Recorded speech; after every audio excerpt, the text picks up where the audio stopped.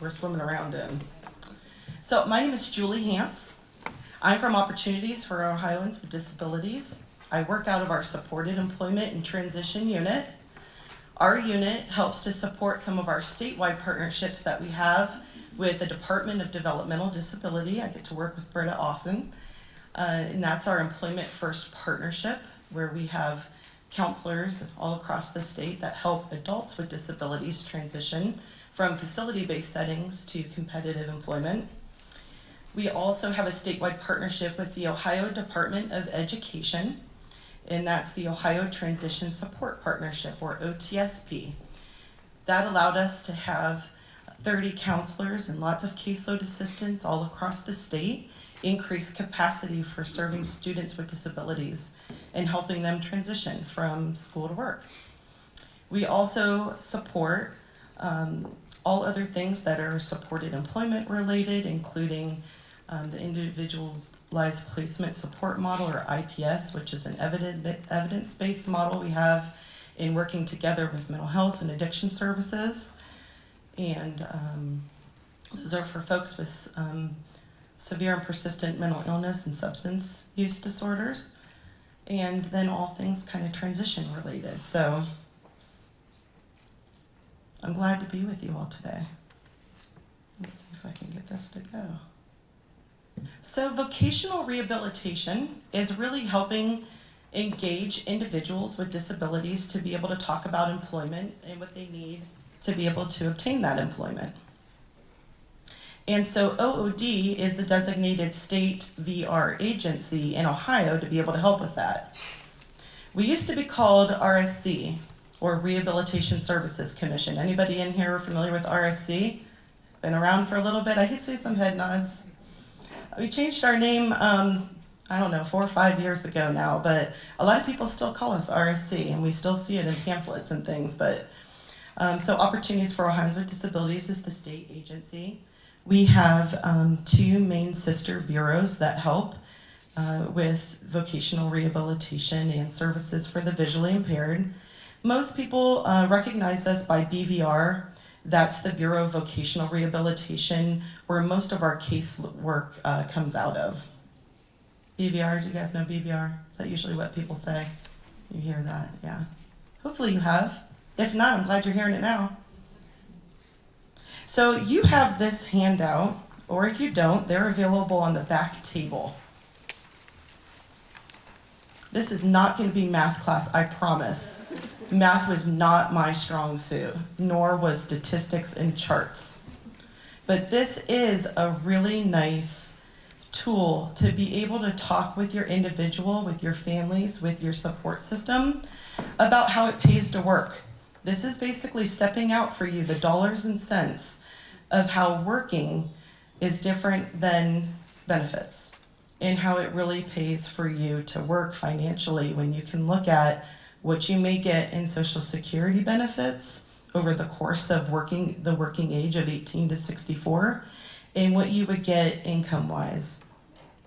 Now, some people like to poke holes in this right away. They say $11.21 an hour, is that what most people are graduating and earning? No, they're not, but that is the average, and that's over the course of 18 to 64, so that $11.21 is actually a pretty moderate number when you think what minimum wage or what other earnings might be in 10 years from now or 20 years from now. This is another way to kind of look at how it pays to work. So I'm not going to go into detail with this, but I thought this was a really good starting point, because a lot of the folks that we work with are receiving some type of benefits. We used to call information we gave about benefits planning. What we found was that sends the wrong message to say benefits planning, because a lot of the conversation then became around how you're planning to keep your benefits. Now we like to refer to it more as work incentives planning, and to be able to sit down and talk with individuals and their families about what this really could mean for you to get the work experience you need, to get some meaningful and gainful employment, to be able to maybe not be on benefits one day, or to reduce and have some additional income that's coming into the household. So I find that this is sometimes a really nice way to start or to have a conversation, whether it's with a counselor or a teacher or your SSA or whoever the folks are that are kind of helping you through this process. And hopefully you have a team that's helping you because there's lots of puzzle pieces to try to put together. We've talked a lot about employment, and you've probably heard the words competitive integrative employment. How many of you have had somebody ask you if you are competitively integratedly employed? Anybody? No, not usually, right? They say, do you work? What kind of job do you have? What do you do for a living? They don't say, is it competitive integrated employment? But you hear us talk about that a lot. Why is that? That's a good question. So when we talk about what is competitive integrative employment, let's look at this picture. What do we think? Do we think this person is in a competitive integrative job?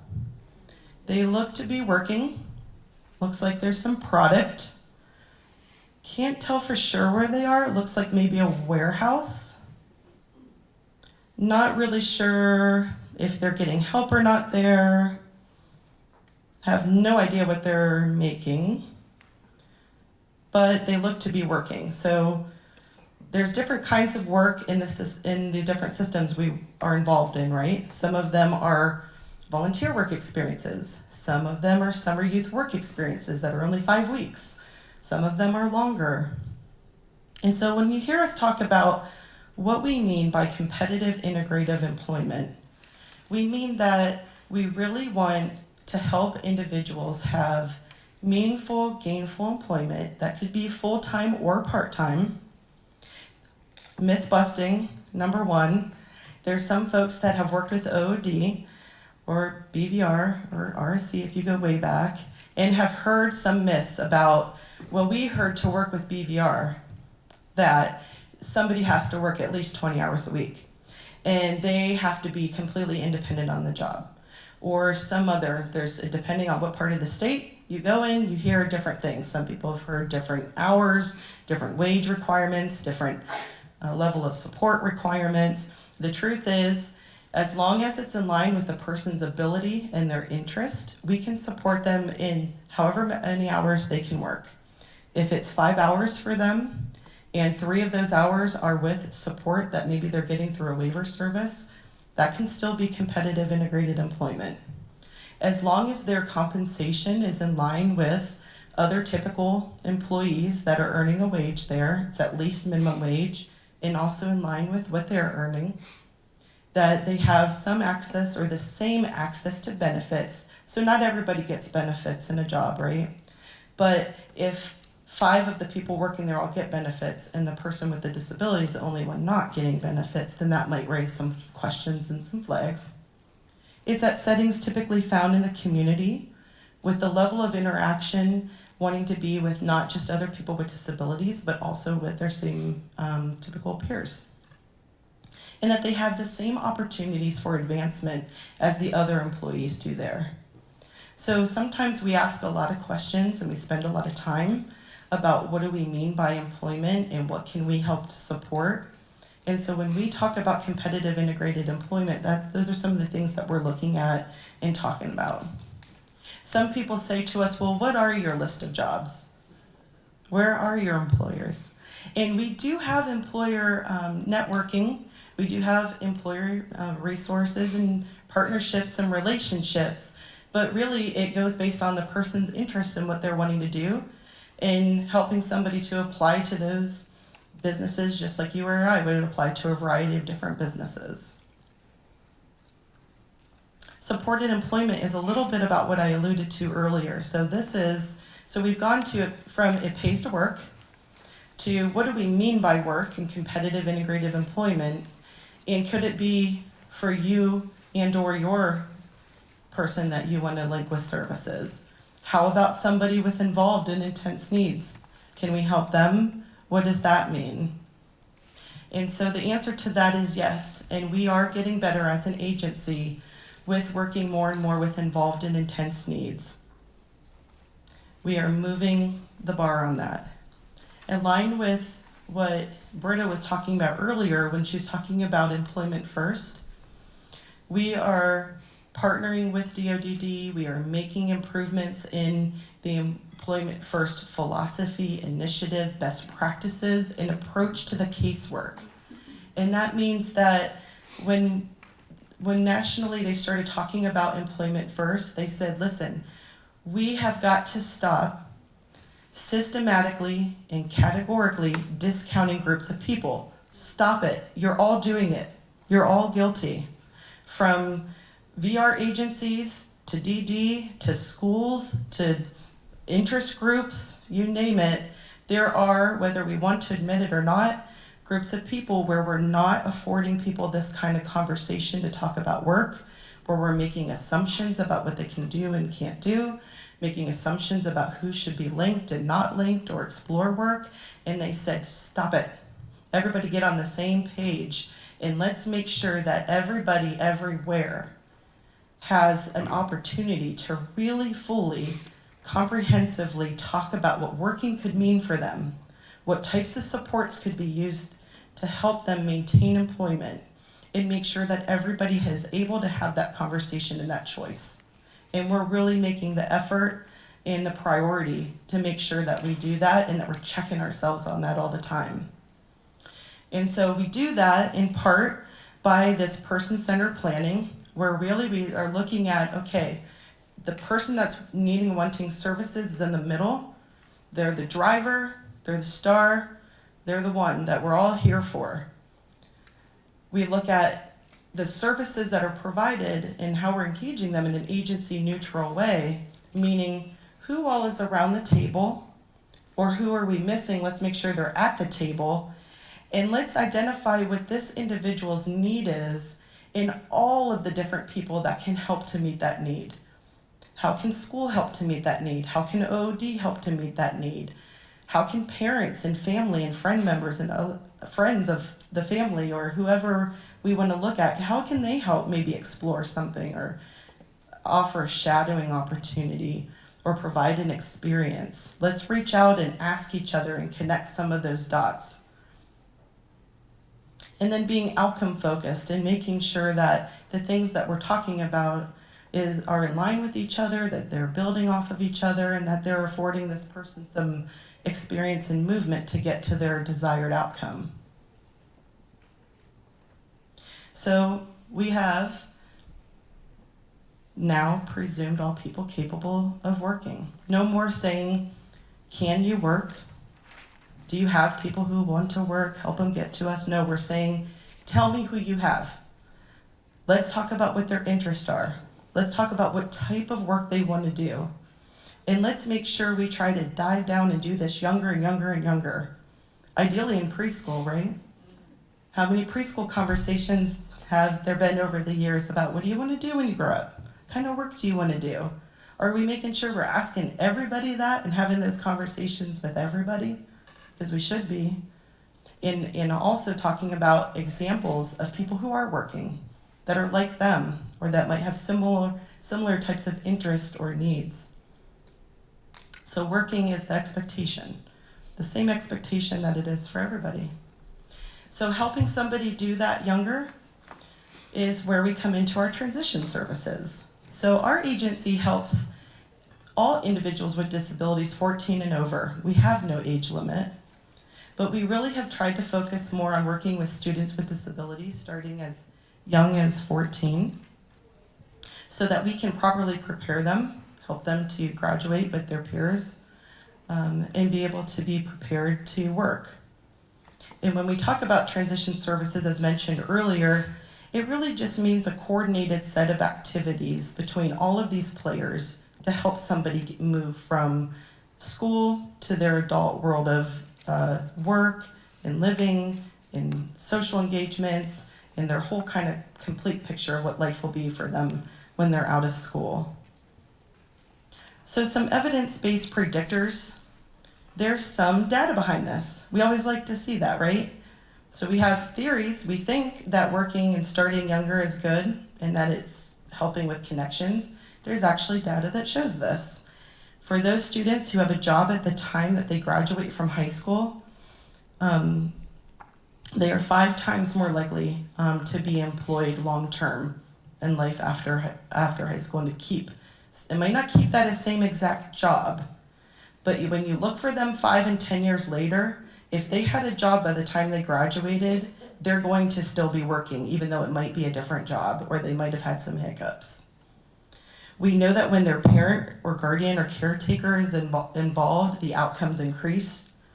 When they have 2 or more authentic paid work experiences before they graduate, outcomes increase. When they have a focus on those social skills or those unwritten rules of work, outcomes increase. And also when there's a coordination from multiple agencies. So again, that agency neutral approach and somebody that's a real team. And we're not just talking about, well, they're linked with 4 or 5 different people and then that's it. That's not what they're talking about. It's leading to greater outcomes. It's the true team of agencies talking together, working together, coordinating things, using some of that sequence funding that really helps.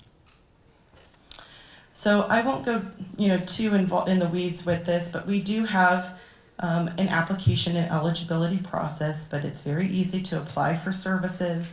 If you have a disability and it impacts you working, you're going to meet eligibility. Applications can be completed by anybody. We kind of mentioned, somebody mentioned that earlier. The individual can complete an application themselves. Somebody can do it for them, whether it's a school, a parent, a county board. If they're their own guardian, they don't need another signature, but if they're still a minor, they'll need parent to sign off on it. And when we're identifying students, we're looking for folks as early as age 14 who have a need for services. We want to do this before it becomes urgent, so preferably no later than 2 years before exiting with their signed diploma, but really as early as possible to start planning and having these conversations. You can look at our eligibility criteria in more depth if you'd like to, but again, if you have a disability and want to work and have a need, apply. Documentation does expedite eligibility, so thank you for mentioning that, DRO, because that does greatly help us to move forward with services faster, and that can be a copy of an ETR, it can be information from a county board, it can be a medical or psychological evaluation, or if somebody doesn't have any existing documentation, we can refer them for an evaluation and get that documentation on their behalf. After somebody's eligible for services, we put them in an individualized plan for employment, and that's really where we just list out that roadmap of what type of job they may be looking into or exploring. With transition students with disabilities, we have the ability to just do a vocational exploration of plan and be able to write just something that they might be looking into, and then what services may be helpful in achieving those goals. One thing that people seem to like to know and understand about our agency is that a lot of the services that we provide, we authorize for. So there is a counselor or coordinator that helps identify the need and write the plan and do the eligibility. Then when it comes time for somebody to participate in some of the services, we authorize to community rehabilitation partners or CRPs, different vendors in the community. Sometimes they're Goodwills or United Cerebral Palsy, or there's all kinds of different vendors that you can find on our website. And they help with everything from job placement to job coaching, rehabilitation technology, all kinds of different services. When we're talking about students with disabilities, there are some transition-specific services that if you're a student with a disability, you have access to. And you also have a handout on that if you are interested in reading. I know it looks like a lot of words, but it is very informational in terms of, that's this guy, that talks about the different transition-specific services that you might have heard about from other folks, like those summer youth work experiences and things like that. And it'll tell you who can participate, whether they're paid or not, about how many hours they are, and lots more information than I'm going to share with you right now. But I like and don't like this graphic because it looks like you kind of have to do all of these things, and that's not true. If somebody comes to us with lots of schoolwork experience and other things that they've done, they may be able to go straight into a competitive job with coaching. If somebody comes to us and really doesn't know much about working at all or what it means to work and just wants to start looking into it, they can start with career exploration and just looking at what does it mean to be working in the community. We also have one of our newer services is non-permanent job development. We're very excited about this one because it helps to level the playing field for our students with disabilities who want to get that part-time job during school like their typical peers. Maybe it's on weekends or evenings or in the summertime. So this isn't the job that they're going to get and that we close their case out in, but it's a, job at the ice cream stand in the summertime where they're earning minimum wage, hired by the employer. They just needed a little bit help getting the job and maybe some short-term job coaching just to get them set up. And then, so a lot of times we would have partners and parents say to us, if Jimmy could just get a little bit of help with the interview and application to McDonald's, I really think that with just a little bit of extra help in the beginning, he could work a couple of hours just like some of his friends do, or that sort of thing. So now we have a way to do that through non-permanent job development, and we're really excited about that. It really helps to kind of build towards that independence that we've been talking about throughout the evening. There's different kinds of benchmarks that we just kind of assess along the way to figure out what kind of services we might need next. So somebody would need to, for example, articulate a desire to work, articulate basic employer expectations. We start by their ability to be able to kind of identify and talk about these things, and then grow into demonstrating some of them on a work site. One of the newest sets of services we have are pre-employment transition services. This is just new this year. It started rolling out, but it's been a rolling implementation for us. And so it wasn't kind of everywhere and fully implemented this first year, but we've just added some more providers to offer these pre-employment transition services and be able to offer them more parts of the county, so stay tuned for more on that. I'll show you on our website where you can get the latest information. But this is part of that Workforce Innovation and Opportunity Act where they really wanted to make it clear that they want students with disabilities engaged and as young as possible. And we know they're serious when they put dollars behind it. So they said, not only are we saying that this is important and this is in law, but you are to set aside 15% of your federal funds to spend solely on these pre-employment transition services for students with disabilities who not only have open VR cases with you, but also may be potentially eligible for your services. This was huge for us because normally we could only provide these types of services for folks that had a fully open VR case. And now we can also offer some additional services for potentially eligible. So if you're a student and you have a disability, you don't want to open a full VR case for whatever reason right now, you can have your school submit a request for pre-employment transition services and access services that way. Those services are ones that were mentioned earlier, that job exploration counseling, work-based learning experiences, counseling on post-secondary options, workplace readiness training, and instruction in self-advocacy. So again, those are for both students who have an open and active VR case and for just students with disabilities who want to participate in some of these services and want to just quick shoot over a request form and start engaging in some of those services. So where do you go to learn more about that? Pique your curiosity? Want to find out more? Our website is much more friendly now. It is much more public-facing information that folks can access. So this is our ood.ohio.gov website, there's a Transition Students tab and a Pre-Employment Transition Services area that you can click on. It'll tell you a fact sheet to learn more about what these pre-employment transition services are, how you get linked with them, where they're provided. You can look at it now, but it is going to be updated the next month or so with a bunch more services. So make sure you go back again if that's something you're really interested in, and or talk to a local office for more information. There's also just some general information, so the transition-specific service documents and some other general information about transition are located here. So you can find those on our website.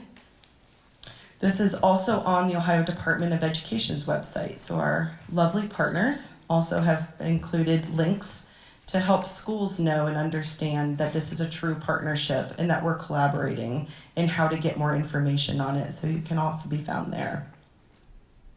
Some other ones are just the education website in general, the OhioEmploymentFirst.org website that Brennan mentioned, and of course Ohio Means Jobs, just to name a few, but there are lots more resources on our website as well. So that's all that I had. I think we did good. We still got 20 minutes for questions, and that's the best part, so yay.